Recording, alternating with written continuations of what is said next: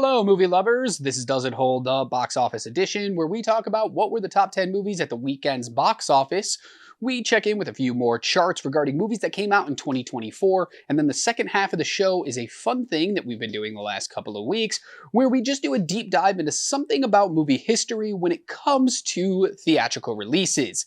Last week, we went through all the decades since 1980s to talk about how many movies have been released every single year theatrically and how that's changed.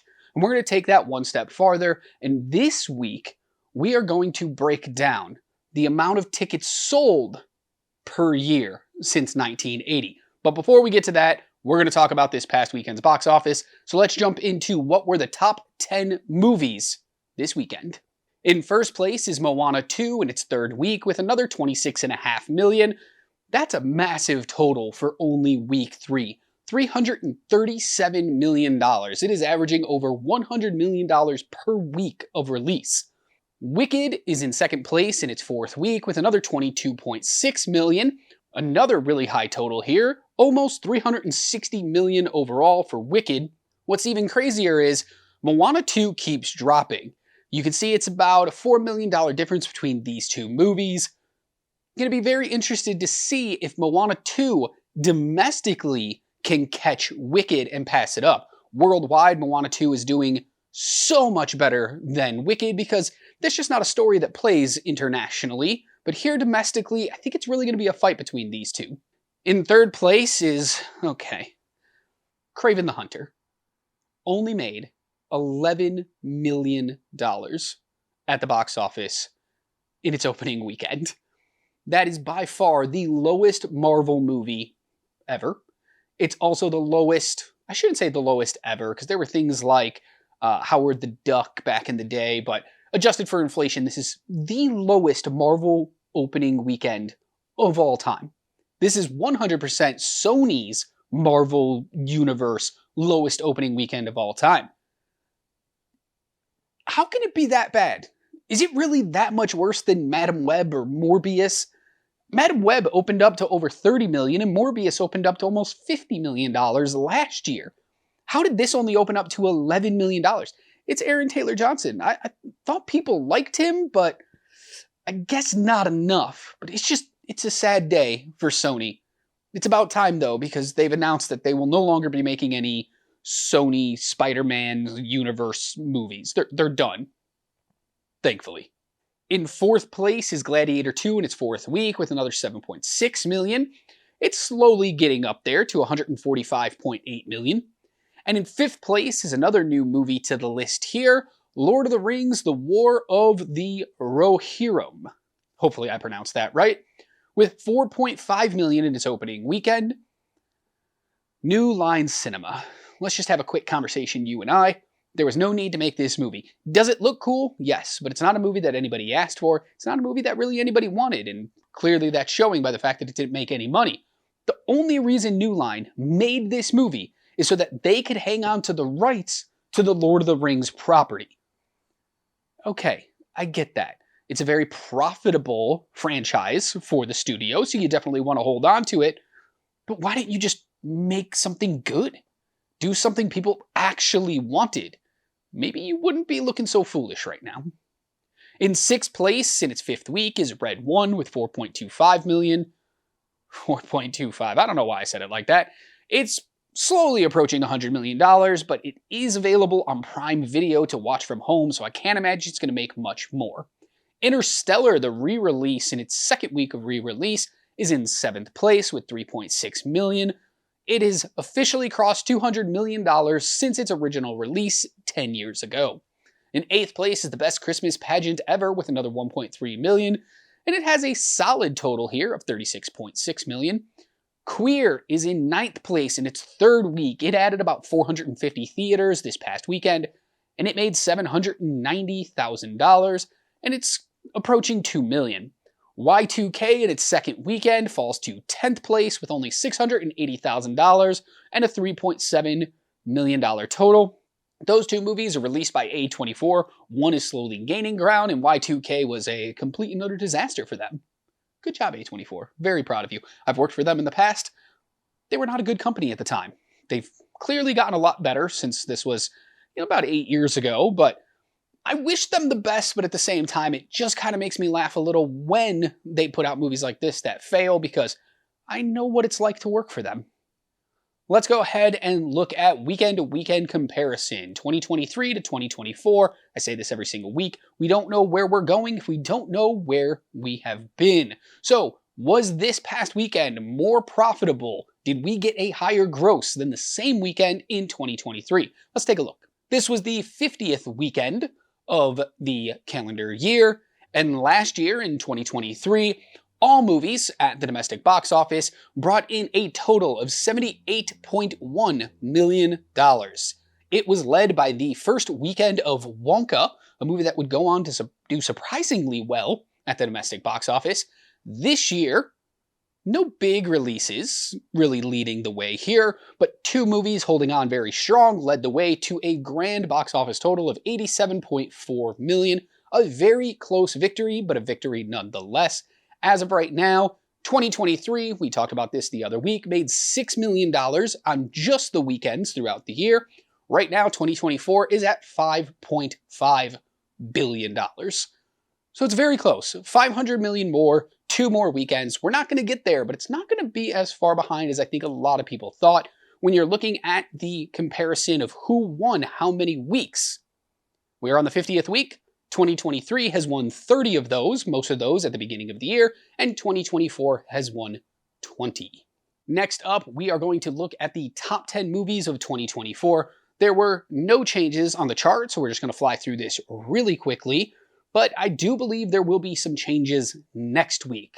In first place is still Inside Out 2 with $652 million, Deadpool and Wolverine in second place with $636 million, then Despicable Me 4 in third. But here's the two movies that I expect might change next week. Wicked will absolutely pass Despicable Me 4 to move into third place, but can Moana 2 also make enough money over this week to move up above Despicable Me 4? Will DM4 fall down to 4th or 5th next week? That's the only real thing to pay attention. The rest of the list kind of plays out the same exact way it's been playing out all year. Beetlejuice 2, then Dune Part 2, Twisters, Godzilla and Kong: The New Empire, and 10th place is Kung Fu Panda 4. Okay, so last week, I said this at the beginning, we looked at how many movies were released per calendar year, and now we're going to go into how many tickets were sold per year. So let's go ahead and get into this. This is this ongoing series that we're going to finish out the year on, where we're just taking a look at decades from the past and years from the past to see how movies have changed at the box office. First up, we're going to take a look at the 1980s. Yes, there is a lot of information on this chart. Yes, I feel like you should pause it if you want to take a look at all of it, and we'll run through a couple of this right now. The highest year in 1980 was 1989, in which over 1 billion movie tickets were sold, which is kind of crazy, and you're going to see why that's kind of crazy as we move forward. Going back to 1980, it was only 727 million. We didn't cross that 1 billion mark, and we don't cross it for the entirety of the 80s until we get to that final year. We have some that get close, like 1982, but that's a pretty steady number across the board. No real big deviation, except for in 1981. I don't know what happened there, but that's kind of interesting. Moving into the 90s, you can see that the average is slightly higher. We don't ever go under that 1 billion tickets sold in a calendar year. And we kind of nicely escalate throughout the decade, ending in 1999 at the highest of 1.44 billion. The only year that kind of throws that off is 1994, but that's because 1993 and 1994 had a crap ton of good movies come out. So of course people were flocking to the theaters to see those movies. Moving into the 2000s, here's where things get a little weird. 2002 is actually the highest year, very early in the decade. I'm going to chalk that up to the original Spider-Man, Sam Raimi's Spider-Man, starring Tobey Maguire, came out in 2002. It's one of the best movies ever made. He's the best superhero of all time. So I feel like about, half of those movie tickets were just for that movie alone. Don't fact check me on that. But it's very interesting. Everything here is kind of staying the same. In 1989, when we first crossed 1 billion, we don't cross 1.5 billion until 2002, which is kind of crazy. That's 22 years of movie tickets just kind of staying the same throughout the years. Then we're going to move into the 2010s. You're going to notice that we actually have a slight decrease in the average or in the total tickets sold for all movies each calendar year. Now, what does that say? We were getting more movies in the 2010s than pretty much any other decade since 1980. And yet we're seeing the total tickets for those movies going down. So does that mean the movie quality just wasn't as good as past decades? Was there too many movies out there? What was causing people to kind of break away from going to see these movies? We're getting the same amount of tickets sold, but there were more movies in release. Therefore, the average movie was actually bringing in less moviegoers than in years previous. It's kind of interesting to think about. Then we'll finish up with the 2020s here. Obviously, we're only 5 years in. 2020 is kind of a moot point because of the global bastard that happened. Kind of shut everything down. 2021, still working our way back from what happened in the world, so people weren't ready to go back into the public yet. Steadily growing since until this year. I know we still have 2 more weeks in this calendar year, but are we going to sell? We probably will get over that 827 million tickets sold in 2023, but not by much. I know the global pandemic happened. I know that was a big deal and it shut everything down, but we are now at least 2 years removed from people going back into public, and yet the movie tickets just aren't going back up. And we are seeing less movies. Obviously, we had the strike last year that caused a bunch of delays, and so people couldn't go to the theater, didn't want to go to the theater because there weren't big movies out.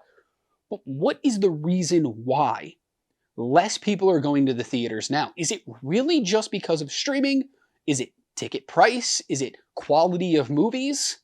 There's a lot of options that it could be, so let me know in the comments below what you think is the #1 reason why people are no longer going to the movie theater to watch movies. Because you can see the amount of tickets sold per calendar year was escalating up until the 2010s, and then it slowly fell back down, and we are at an almost all-time low. So let me know in the comments. And let's look at the final chart here, which is the decade's breakdown. Total tickets sold since 1980 is about 51 billion. That is so many tickets. In 1980s, it was 8.5 billion. In the 1990s, 12.2 billion. In the 2000s, 14.4 billion. In the 2010s, a slight dip of 13 billion. And then the 2020s, we are 5 years in, and we are only at 2.9 billion tickets sold. You can see the breakdown here of what percentage of the total tickets each decade was. Very similar to the same chart we saw last week when it came to the amount of movies released per decade. The 2000s and the 2010s were far and away the leaders on that chart as well. So you're starting to see a little bit of a correlation here. More movies meant more tickets, but not by as much as you'd think. All right, that's it for the show this week. Let me know in the comments below any thoughts you had about anything we talked about. I'll be back again later with an Oscar redux, and next week we're going to be talking about total box office gross per year. So make sure you like, share, subscribe, all that good stuff so you don't miss next week's video. And until then, remember to be good to yourself, kind to others, and keep watching movies.